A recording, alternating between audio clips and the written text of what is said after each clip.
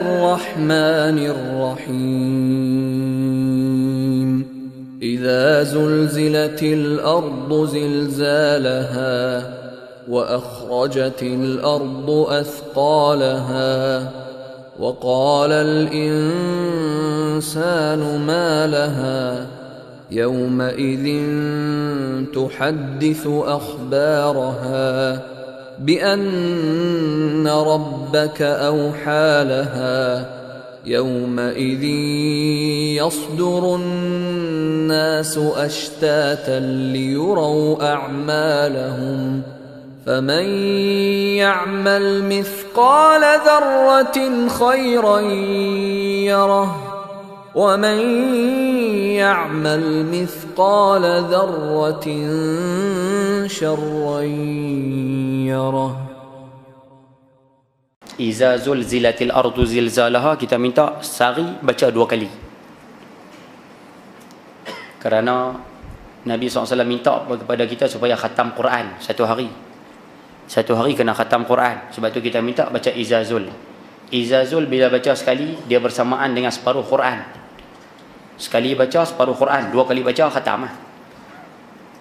Yang kedua baca surah Qul ya ayyuhal kafirun.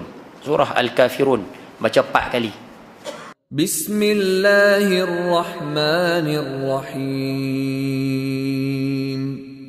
Qul ya ayyuhal kafirun. La a'budu ma ta'budun.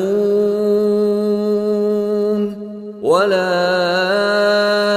antum 'abiduna ma أعبد ولا أنا عابد ما عبدتم ولا أنتم عابدون ما أعبد لكم دينكم ولي دين. Sekali baca sama dengan suku, 2 kali baca setengah, 3 kali baca 3 suku. Tu yang dalam bunyi tu. 3 suku tu. 4 kali baca khatam. Yang ketiga baca surah Qul huwallahu ahad, baca 3 kali. Bismillahirrahmanirrahim.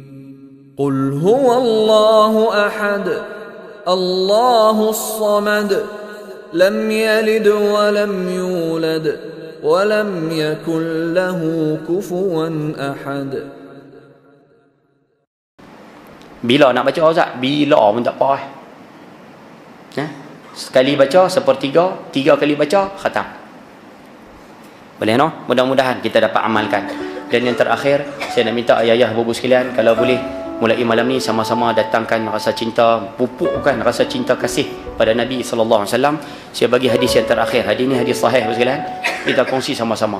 Nabi SAW bersabda, Tuba, beruntung, liman ra'ani wa amana bi, siapa yang tengok aku dan beriman, percaya dengan aku, ikut ajaran aku. Nabi kata Tuba, beruntung.